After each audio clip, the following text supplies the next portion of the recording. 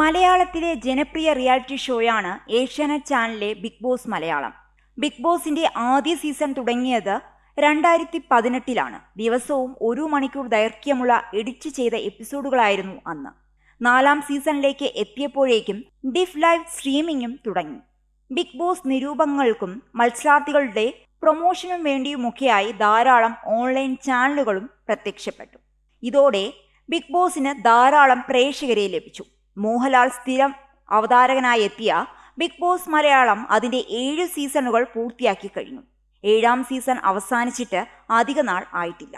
എന്നാൽ അതിനുള്ളിൽ തന്നെ 8ാം സീസണിനെ കുറിച്ചുള്ള ചർച്ചകൾ പ്രേക്ഷകർക്കിടയിൽ ആരംഭിച്ചു കഴിഞ്ഞു. ബിഗ് ബോസ് നിരൂപകർക്കിടയിൽ വളരെ ശ്രദ്ധ നേടിയ വ്ലോഗറാണ് മല്ലു ടോക്സ് രേവതി. 8ാം സീസണുമായി ബന്ധപ്പെട്ട് രേവതി ചില വിവരങ്ങൾ പങ്കിട്ടിരുന്നു. വരുന്ന ജൂണിലോ ജൂലൈയിലോ ആയിരിക്കും 8ാം സീസൺ ആരംഭിക്കാൻ സാധ്യതയെന്ന് രേവതി പറയുന്നു. 7ാം സീസൺ കഴിഞ്ഞിട്ട് 3 മാസം കഴിയുന്നു.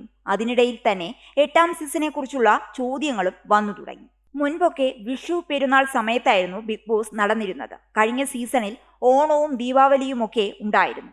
8ാം സീസൺ ആരംഭിക്കാൻ ജൂൺ, ജൂലൈ, ആഗസ്റ്റ് ആകുമെന്നാണ് എനിക്ക് തോന്നുന്നതെന്നും രേവതി പറയുന്നു. സീസൺ 8ൽ പങ്കെടുക്കാനുള്ള സെലിബ്രിറ്റീസിനെയൊക്കെ ബിഗ് ബോസ് ടീം വിളിച്ചു തുടങ്ങിക്കാണും.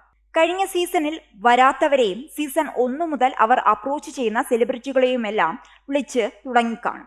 എന്തായാലും പുതിയ ലിസ്റ്റുകൾ ബിഗ് ബോസ് ടീമിന്റെ കയ്യിലുണ്ടാകും. വെക്കേഷൻ സമയമാണ് നല്ലത്. ജൂൺ, ജൂലൈ മാസങ്ങളാണെങ്കിൽ സ്കൂൾ തുറക്കുന്നതിന്റെ തിരക്കാകും. ബിഗ് ബോസ് മലയാളത്തിന് സ്വന്തമായി സെറ്റുണ്ട്. പക്ഷേ അത് അപൂർണമാണ്. സ്വിമ്മിംഗ് പൂളില്ല, ജിമ്മില്ല. ലാലേട്ടന്റെ ഷൂട്ട് നടന്നത് തമിഴ് ബിഗ് ബോസിന്റെ സെറ്റിലാണ്. സ്വന്തമായി സ്റ്റേജില്ല. അതുകൊണ്ട് തന്നെ ഒരു ദിവസത്തെ ലൈവ് നമുക്ക് മിസ്സാകുന്നുണ്ട്. ശനിയാഴ്ചയും ഞായറാഴ്ചയും ലൈവില്ല.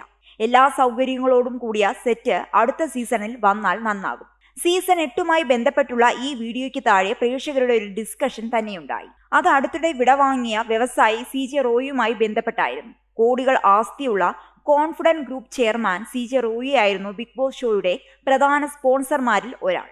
പല സീസണുകളിലും വിജയിച്ച മത്സരാർത്ഥികൾക്ക് ക്യാഷ് പ്രൈസ് സ്പോൺസർ ചെയ്തത് കോൺഫിഡന്റ് ഗ്രൂപ്പ് ആയിരുന്നു.